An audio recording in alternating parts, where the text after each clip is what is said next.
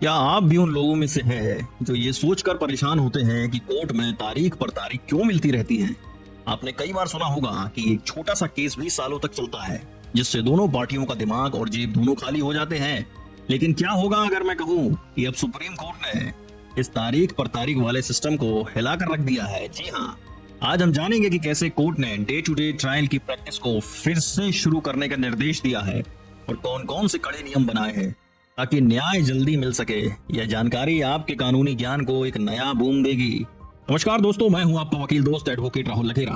आज हम supreme court के एक बहुत ही इंपॉर्टेंट जजमेंट पर बात करेंगे जिसका नाम है the central bureau of investigation versus Mir Usman उर्फ आरा उर्फ मीर उस्मान अली। आज आप सीखने वाले हैं कि सुप्रीम कोर्ट ने डे टू डे ट्रायल को क्यों जरूरी बताया है और यह प्रैक्टिस क्यों बंद हो गई थी। कोर्ट ने जल्दी ट्रायल के लिए ट्रायल जजों को क्या क्या गाइडलाइंस दी हैं। अगर वकील या आरोपी सुनवाई में सहयोग नहीं करते हैं तो कोर्ट क्या एक्शन ले सकती है। और सबसे महत्वपूर्ण बात, इस जजमेंट में कानून के कौन से सेक्शन जैसे सेक्शन 309 ऑफ सीआरपीसी शामिल है और उनका क्या महत्व है। यह वीडियो आपके लिए इसलिए भी फायदेमंद है क्योंकि आज आप जान पाएंगे कि स्पीड और कंटिन्यूअस ट्रायल आपके मौलिक अधिकार का हिस्सा है और न्याय में देरी क्यों नहीं होनी चाहिए। इसलिए इस कानूनी ज्ञान की कहानी को आखिर तक देखना। तो केस की कहानी को समझते हैं, क्यों जरूरी हुआ डे टू डे ट्रायल। यह कहानी है 2021 के पश्चिम बंगाल चुनाव के बाद की हिंसा से जुड़े एक रेप केस के आरोपी मीर उस्मान से सेंट्रल ब्यूरो ऑफ इन्वेस्टिगेशन ने आरोपी की जमानत रद्द करने की गुहार सुप्रीम कोर्ट से लगाई थी। अब केस एक गंभीर और संवेदनशील किस्म का था, मतलब रेप और पीड़िता की गवाही एविडेंस शुरू हो चुकी थी, लेकिन बीच में 4 महीने के लिए सुनवाई टाल दी गई, अगस्त 2025 से दिसंबर 2025 तक। सुप्रीम कोर्ट को यह देखकर गहरी चिंता हुई कि इतनी लंबी तारीख देने से आरोपी को गवाहों को प्रभावित करने मतलब टेम्परिंग विथ विटनेसेस का मौका मिल सकता है। ट्रायल कोर्ट ने सफाई में केसों की भारी बोझ और दुर्गा पूजा की छुट्टियों का हवाला दिया। अब कोर्ट ने जमानत रद्द तो नहीं की, लेकिन साफ कहा कि ट्रायल जल्द से जल्द पूरा होना चाहिए और 31 दिसंबर 2025 तक फैसला आ जाना चाहिए। यहीं से सुप्रीम कोर्ट ने कहा कि बहुत हो गया, अब 30 साल पुरानी ये जो परंपरा चली आ रही है उसे वापस लाओ, अच्छी प्रैक्टिस को वापस लाओ। वो प्रैक्टिस है डे टू डे ट्रायल, यानी रोजाना सुनवाई। सुप्रीम कोर्ट का फैसला है कि डे टू डे ट्रायल लाना चाहिए। अब आखिर ये जरूरी क्यों है? तो कोर्ट ने साफ शब्दों में कहा कि तेज और लगातार सुनवाई, स्पीडी एंड कंटिन्यूअस ट्रायल न्याय व्यवस्था के लिए बेहद जरूरी है, खासकर ऐसे मामलों में जिनका सामाजिक या राजनीतिक महत्व हो। वायलेशन ऑफ फंडामेंटल राइट, मौलिक अधिकारों का उल्लंघन।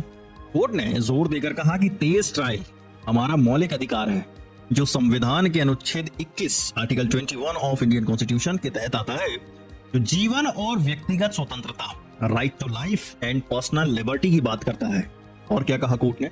टुकड़ों में सुनवाई का नुकसान, loss of piecemeal trials. Court ने कहा कि जब केस की सुनवाई टुकड़ों में होती है, यानी आज एक गवाह फिर 3 महीने बाद दूसरा, तो ऐसे में न्याय में अनावश्यक देरी होती है।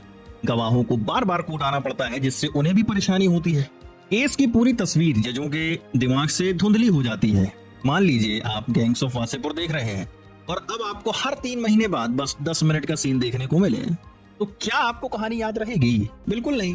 सुप्रीम कोर्ट ने हाई कोर्ट्स के चीफ जस्टिस को निर्देश दिए हैं कि अब समझो आप कि वे एक कमेटी बनाएं। यह कमेटी जिला न्यायपालिका डिस्ट्रिक्ट जुडिशरी में डे टू डे ट्रायल की प्रैक्टिस को कैसे प्रभावी ढंग से लागू किया जाए, इस पर गंभीरता से विचार करेगी। चलो दूसरी बात समझो, धारा 309 सीआरपीसी इस पूरे जजमेंट की जड़ है। दंड प्रक्रिया संहिता 1973 कोड ऑफ क्रिमिनल प्रोसीजर 1973 की धारा 309। आपको याद होगा कि अब 309 सीआरपीसी की जगह भारतीय नागरिक सुरक्षा संहिता में धारा 346 आ गई है, जिसका सार यही है। धारा 309 सीआरपीसी क्या कहती है? यह धारा एडजमेंट मतलब स्थगन और जांच या ट्रायल को तेजी से चलाने से संबंधित है। इसका मूल नियम जो मैंडेट यह है कि जब गवाहों की जांच मतलब एग्जामिनेशन ऑफ विटनेसेस का चरण शुरू हो जाए तो सुनवाई को रोज रोज मतलब डे टू डे जारी रखा जाना चाहिए जब तक की उपस्थित सभी गवाहों की जांच पूरी ना हो जाए। अब इसका एक्सेप्शन है, सुनवाई को तभी टाला जा सकता है जब इसके लिए विशेष कारण हो और उन कारणों को लिखित में रिकॉर्ड किया जाए। यानी यह कानून पहले से ही कह रहा है कि ट्रायल रोज होना चाहिए। सुप्रीम कोर्ट ने बस इस सोए हुए कानून को झंझोड़ कर जगाया है। कोर्ट ने कहा भैया कानून में लिखा है तो फॉलो क्यों नहीं करते। अब ट्रायल कोर्ट के लिए शानदार गाइडलाइंस आई है। सुप्रीम कोर्ट ने हाई कोर्ट के चीफ जस्टिस जो भी होंगे उनको एक सर्कुलर जारी करने का सुझाव दिया है, जिसमें डिस्ट्रिक्ट जुडिशरी के लिए ये गाइडलाइंस शामिल होंगी। अब ये क्या होंगी? पहली, एक्सपीडियस प्रोसीडिंग्स, तेज सुनवाई। जांच या ट्रायल की कार्रवाई तेजी से पूरी की जाए। एक बार गवाहों की जांच शुरू हो जाए तो उसे रोज रोज जारी रखा जाए जब तक कि सभी गवाहों की जांच ना हो जाए। सिर्फ विशेष कारणों से ही टाला जा सकता है जिन्हें रिकॉर्ड करना जरूरी होगा। जब गवाह कोर्ट में मौजूद हो तो उन्हें बिना जांचे कोई स्थगन मतलब एडजमेंट नहीं दिया जाएगा सिवाय विशेष कारणों के। दूसरा, वकीलों की सुविधा नहीं, न्याय की सुविधा देखी जाएगी। कोर्ट सिर्फ वकील की सुविधा के लिए सुनवाई को आगे नहीं बढ़ाएगा। अब ज्यादातर यही होता रहा है, वकील की असुविधा को विशेष कारण नहीं माना जाएगा।